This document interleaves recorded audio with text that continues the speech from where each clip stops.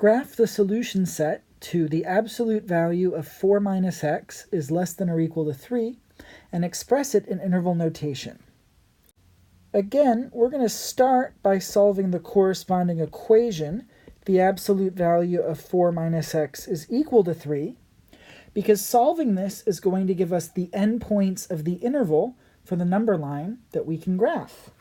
So when we're looking at this absolute value equation, we can split this up into 4 minus x equals 3, or 4 minus x equals negative 3, and then we can solve each of these equations.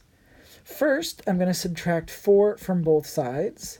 That leaves us with the opposite of x equals negative 1. 3 minus 4 is negative 1. And then to get x alone, we can divide both sides by negative 1, and that gives us x equals positive 1 for our first solution. For the second one, again, we're going to subtract 4 on both sides. This one gives us the opposite of x equals negative 7. And if we divide by negative 1, that gives us x equals positive 7.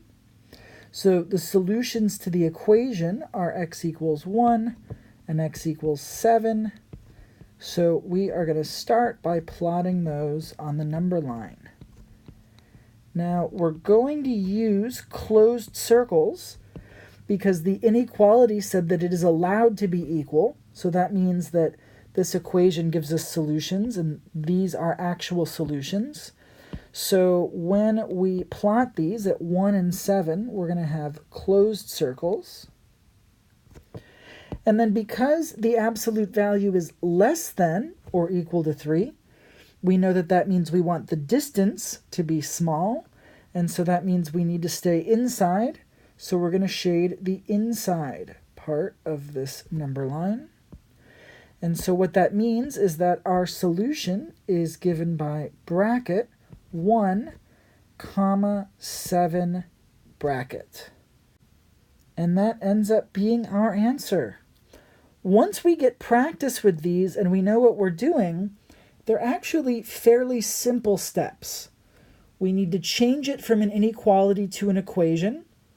We solve the equation to get the 2 points.